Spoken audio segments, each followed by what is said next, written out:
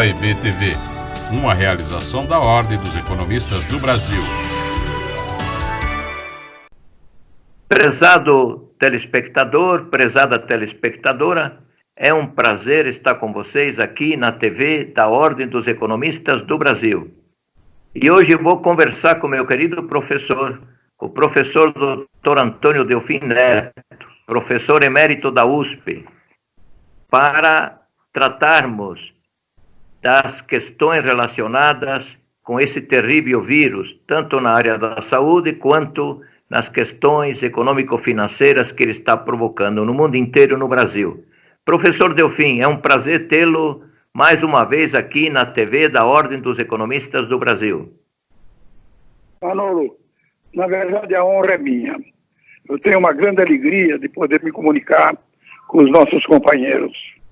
Professor, o governo brasileiro está tomando medidas muito positivas na área da saúde para preservar a vida do povo brasileiro, de um lado, e de outro lado também está tomando medidas para preservar a vida de empresas e também dando dinheiro para trabalhadores poderem passar por esse terrível período que nós estamos passando.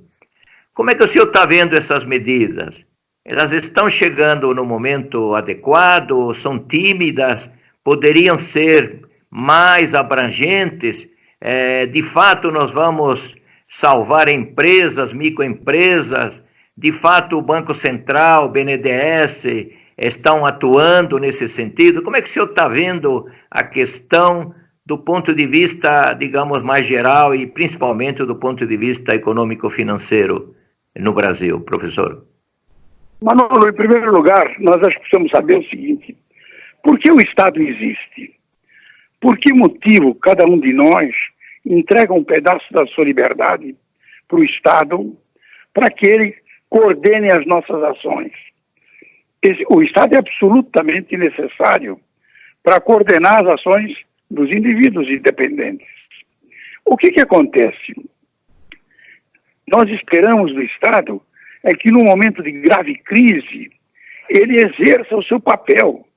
O seu papel é tomar as medidas rápidas e fortemente para enfrentar as crises. De forma que eu diria o seguinte: a despeito de tudo que se diz, eu acho que o governo brasileiro está agindo com bastante propriedade. O grande problema que nós temos é uma luta interna no governo. É uma infelicidade que o presidente não compreenda que foi eleito realmente com 39% dos eleitores que votaram, mas que o seu partido conseguiu menos de 10% no Congresso.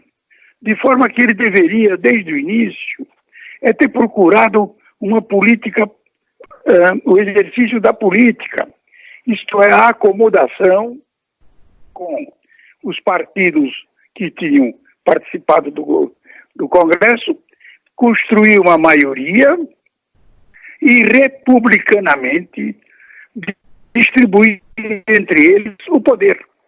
Infelizmente, ele começou com uma política de guerra, ganhou a eleição com uma política de guerra, depois continuou com uma política de guerra. E hoje ele está em guerra com ele mesmo. Por quê? Porque todas as dúvidas que surgem, é uma coisa muito interessante. As palavras do presidente não correspondem à ação do seu governo. O seu governo, particularmente o Ministério da Saúde, com a competência que tem desde os tempos imemoriais, está agindo absolutamente de acordo com o que se esperava. Combinado com o Ministério de Fazenda hoje e combinado com essa aprovação da emenda de um artigo 115 nas disposições transitórias, hoje nós entregamos, a nação entregou, vai entregar, vai ter que ser aprovado no Senado, já foi aprovado na Câmara, todo o poder para fazer exatamente aquilo que eu disse: rápido e bem feito. Então, Há uma questão, professor, que o pessoal está dizendo que dá demora. Não há cadastros para serem utilizados para dar o dinheiro aos mais necessitados. Talvez o dinheiro só chegue no mês de maio, junho, mas aí estamos imaginando que a crise já passou. E temos que sobreviver como pessoas a este terrível vírus. E as empresas têm também que sobreviver, pelo menos até junho, julho, também a esse mal que o vírus está provocando, que é a paralisação total no nível da atividade econômica e do emprego. Milhares de pessoas estão sendo desempregadas. Mas, professor, temos que pensar no que vem depois digamos, de ganharmos esta guerra, porque vamos ganhá-la. O que o senhor está vendo, digamos, no uso dos instrumentos da política econômica para o dia após vencermos esta guerra? Manolo, aqui eu acho que é importante a gente compreender o seguinte. Primeiro, esse problema da demora. Nenhum país estava preparado para o que aconteceu. É verdade. Nenhum país. Quando eu vejo as pessoas criticarem com facilidade, está tudo errado, vai demorar muito. Primeiro, não vai demorar nada. Daqui 3 ou 4 dias, os R$600 estarão sendo postos à disposição dos cidadãos na Caixa Econômica. É este o fato. Segundo, mas nos Estados Unidos se pôs 2 trilhões de dólares.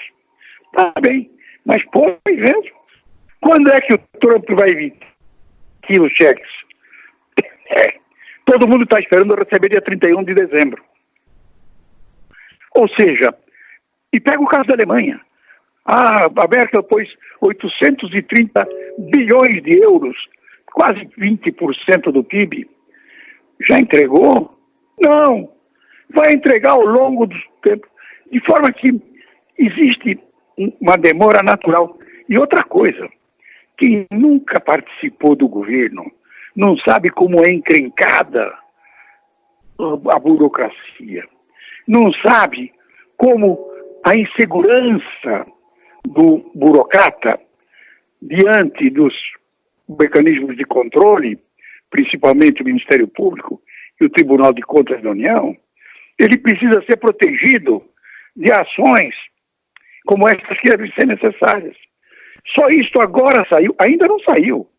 Isto vai sair quando o Senado aprovar a tal emenda constitucional, que é o artigo 115 das disposições transitórias. De forma que o que é preciso é compreender que realmente, porque nós fizemos o Estado, é uma obrigação moral dele. É moral, não tem nada a ver com a economia, não tem nada a ver com o coronavírus. O Estado tem que se comportar, a sua política, o primeiro enfoque tem que ser minimizar o número de óbitos. Perfeito. É para isso que nós estamos dando força para o Ministério, praticamente um fast track para o Ministério da Saúde, que felizmente está sendo comandada por uma pessoa, na minha opinião, que é uma grande surpresa, uma competência, uma serenidade e uma obediência à ciência, uma obediência aos conhecimentos científicos, uma obediência à experiência que está acontecendo em todos os países. O mais importante, Manolo, é que a gente consiga, para mitigar esse problema, que a gente consiga o objetivo que está sendo perseguido pelo Ministério da Saúde, ou seja, pelo governo Bolsonaro. Só que o Bolsonaro diz que não. Mas qual é o objetivo? É minimizar ou mitigar o efeito da pandemia de tal jeito a que ele não viole o teto da nossa capacidade de atender aos casos mais críticos, que virão seguramente. Se você imaginar, por exemplo, que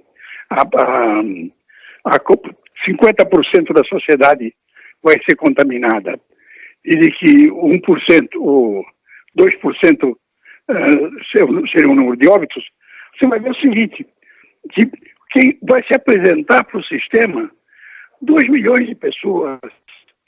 Então, é preciso realmente entender isso. O que você falou é uma coisa muito interessante.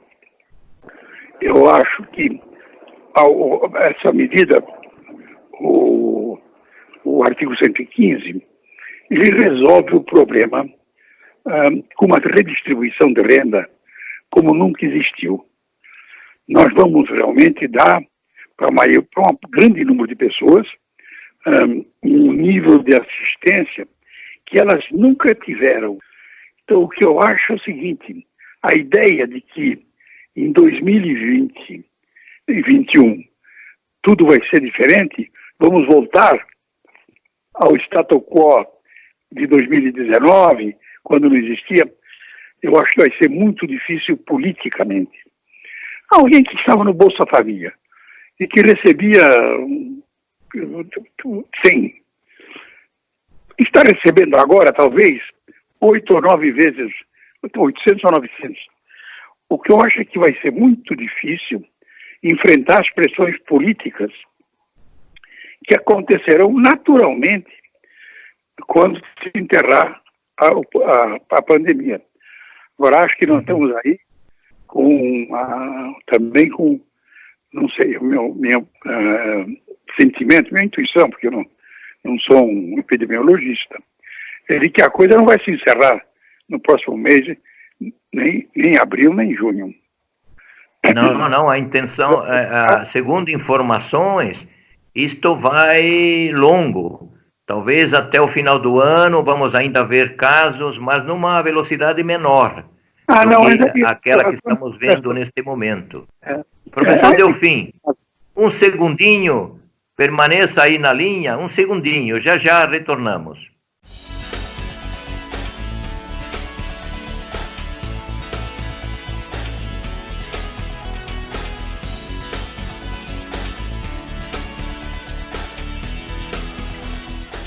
O profissional economista possui sólida formação teórica e prática e visão metodológica global da ciência econômica e sua importância. Ele possui consciência criticamente aberta sobre a realidade socioeconômica do país e assume uma postura responsável no tocante à sua atividade profissional.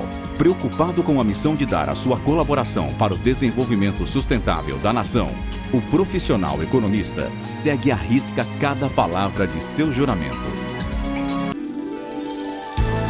OIB-TV, uma realização da Ordem dos Economistas do Brasil. Professor Delfim. Pois não. Bom, em primeiro lugar, tenho certeza que os colegas economistas e a sociedade em geral que está nos assistindo está muito atenta às suas palavras.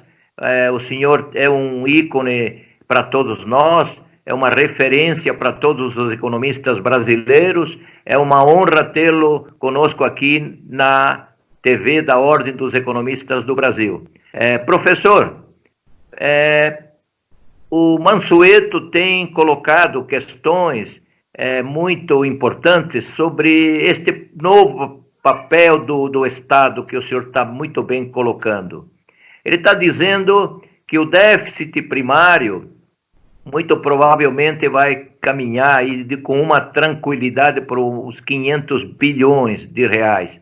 É algo perto já de uns 6% do PIB. Alguns colegas estão dizendo que devemos tomar cuidados no futuro próximo, porque a dívida pública em relação ao PIB pode chegar a 100%. Penso eu que estas são preocupações que devemos ter, logicamente, mas depois de passar esta pandemia. Não é sua opinião também, professor? Deixa eu dizer, se nós vamos aplicar o que nós temos hoje aí, tudo isso é irrelevante. Como eu disse, porque é uma obrigação moral do Estado. Transcende a economia, transcende a tudo que você possa imaginar. O Estado existe para dar proteção à sua sociedade. Ele é um mecanismo de transferência de renda. O Estado não cria renda. O Estado só transfere renda. O que o Estado está fazendo hoje é uma monumental transferência de renda, ainda que as pessoas não percebam, para manter o sistema vivo, funcionando. E isso só vai se resolver quando um número suficiente de pessoas forem infectadas sobreviverem e terão o que o Guedes está chamando o passaporte do coronavírus. Ou poder circular livremente, as atividades voltarão para o nível anterior. Mas nós temos que entender o seguinte: estas coisas não vão terminar com essa facilidade. O que eu acho é que este aumento de dívida nesse período, ele vai desaparecer, na verdade, porque você transferiu renda. Se você quiser manter a dívida pública, para poder emitir, na verdade, você vai precisar emitir títulos, o Banco Central recebe os títulos e emite. Depois disso, se as condições fossem diferentes, você teria uma inflação. Não, nós estamos diante de um fato muito, muito especial. Nós estamos diante de um momento em que a demanda global, que já era baixa, está sofrendo ainda maior redução. E a oferta global está caindo. Qualquer economista mediano sabe que o resultado disso é simples. Primeiro, uma recessão de grandes proporções e pressões deflacionárias também de grandes proporções. Uhum. Então, me parece que nós temos que dividir claramente. Nós temos uma guerra, nós vamos ganhar a guerra, mas com um problema. Nós não podemos tomar, para ganhar essa guerra, medidas que vão aumentar as despesas correntes permanentemente. Nós já cometemos esse erro quando enfrentamos a crise de 2008, que era uma crise pequenininha perto desta. Lá, o que nós fizemos? Toda a transferência de renda que nós tínhamos produzido corretamente para atender a emergência, nós transformamos em despesas definitivas.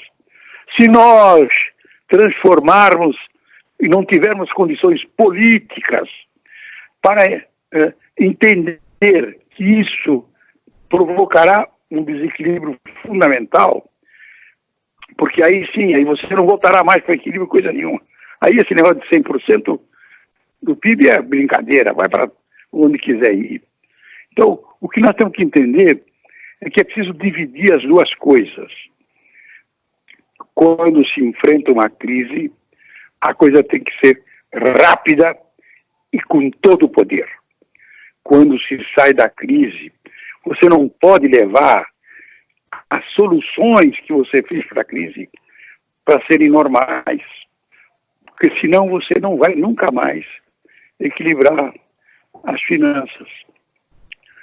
Nós não podemos produzir normalmente, fora de uma situação como essa, jamais poderíamos produzir, sem destruir o sistema inteiro, a redistribuição de renda que nós estamos fazendo. Mas ela é obrigatória, ela, como eu digo, ela é uma decorrência moral do Estado. O que eu acho que a gente tem que entender é isso.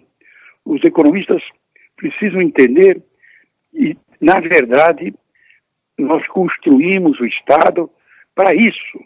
Agora, o Estado, nós atribuímos a ele poder, mas todos nós sabemos que o Estado não produz nenhum parafuso. Quando você produz um parafuso, o Estado come um pedaço do parafuso e entrega para outro que sobrou do parafuso. O Estado é um mero transferidor de rendas. O Estado não produz. O Estado não produz PIB. O Estado pode redistribuir o PIB já produzido. E o PIB que nós vamos fazer é menor do que o anterior. Nós vamos sair desse negócio menor do que entramos. Isso tudo implica, Manolo, realmente numa compreensão muito, digamos, completa das dificuldades que nós estamos vivendo e que vamos viver. Não são só dificuldades de equilíbrio econômico, são dificuldades de equilíbrio social. Porque as pessoas que hoje se beneficiaram, e por absoluta necessidade e corretamente, dessa transferência de renda, vão querer que ela continue. Uhum. Professor Delfim, alguns colegas têm colocado que talvez seja este o momento para que o governo federal faça uma renegociação da dívida dos estados, postergar o pagamento de juros, talvez para 2021, para dar uma folga para estados e municípios poderem atuar contra essa terrível doença, do ponto de vista da saúde e do ponto de vista da atividade econômica. Como é que se vê essa medida? Se vê ela factível no curto prazo? Não. Primeiro, eu acho que é uma coisa espantosa, porque toda a assistência que existe hoje para o coronavírus já existe. Estados e municípios estão recebendo recursos do governo federal. Nós não devemos confundir duas coisas. Dentro desta tragédia, tem uma exploração política gigantesca, em que alguns governadores confundem propositadamente duas coisas. A política sanitária do governo Bolsonaro com as tolices sanitárias que o Bolsonaro fala. Eles criticam o Bolsonaro usando as políticas do governo Bolsonaro e os recursos que estão sendo fornecidos e devem ser fornecidos mesmo a eles. Então, é preciso primeiro separar esse problema político. Segundo, todos, hoje não tem nenhuma restrição para gastos correspondentes à crise do coronavírus. Não há nenhuma restrição. Pode ser 700, 800, 1 trilhão. Isso hoje está realmente, nós damos para o Executivo as condições de trabalhar. Agora, aqui você está me falando uma coisa que eu estou vendo agora. O Plano Mansueto já está sendo posto em dúvida pelo Congresso, que quer fazer medidas de curto prazo, não sei o quê. Tem que aprovar o Plano Mansueto, que é isso que atende aos interesses de estados e municípios. Existe um oportunismo político brutal. As pessoas não estão entendendo a profundidade da crise em que nós estamos metidos. Uma parte por culpa nossa, por ter feito todos os erros que cometemos. Mas outra parte é a crise. E também precisa compreender, Manolo, que isso não é uma coisa nova. Se você olhar a história do mundo, tem dezenas de crises desse tamanho, que mataram gente para burro. Basta pegar a gripe espanhola. Só no Brasil fez uma destruição dos diabos. De forma que esse é um fato da natureza. Esse é um fato produzido pelo próprio homem. Quando o homem se instalou, há 10 mil anos atrás, ele era um nômade e estabeleceu-se, começou uma agricultura, ele começou a domesticar alguns animais, e estas coisas, em geral, são vírus que estavam nos animais, que se transferem para o homem. E o homem aí passa a ser o reprodutor desse processo, produz a crise. Todas elas têm praticamente a mesma origem. São medidas, são doenças que foram importadas pelo homem dos animais que ele domesticou. Ora, o que acontece? Ela é junto com a civilização. Quer dizer, a crise vem exatamente dos mecanismos civilizatórios. Portanto, é parte da natureza. Nós não estamos tendo agora uma crise que tenha, eu acho graça dos evangélicos aí, que estão dizendo que é uma crise produzida por Satanás. Nada, Satanás não tem nada a ver com isso. A crise é Bom, produzida... mas se tiver, mesmo assim, devemos ter os devidos cuidados, não é verdade, professor? Mas nós estamos atribuindo a Satanás. Professor. Ele não tem. Pois não. Professor Delfim, infelizmente chegamos ao término do nosso tempo aqui no programa. Foi uma honra, um prazer enorme falar consigo e espero, por este meio, conversarmos em outras oportunidades. Terei sempre prazer, Manolo, de conversar com você e com nossos companheiros de profissão, basicamente para quem se dirige essas mensagens, e dizer que fico muito honrado e até um pouco constrangido com a generosidade das suas palavras. Imagina, o senhor é uma pessoa admirada por todos nós, é o nosso grande professor, o professor emérito da USP, o nosso querido professor, e está sempre dando uma palavra de otimismo, que devemos dar ao povo brasileiro, não é verdade, professor? Acreditar na pujança da economia brasileira. Deixa eu te contar, eu tenho 92 anos. Hoje, portanto, se fosse um pessimista, seria um idiota. Eu vou contar para você um segredo. Nem os economistas, nem o coronavírus têm o poder de impedir que o Brasil continue a crescer. Sim, professor, deu uma pequena falha, mas já estamos no nosso tempo já. Obrigado, mestre. Sim. Obrigado, até logo, tchau. Até logo. E a você, meu caro amigo, telespectador, telespectadora, tenho certeza que você gostou muito das palavras otimistas do professor Antônio Delfim Neto sobre a pujança da economia brasileira. Até o próximo programa. OIB TV, uma realização da Ordem dos Economistas do Brasil.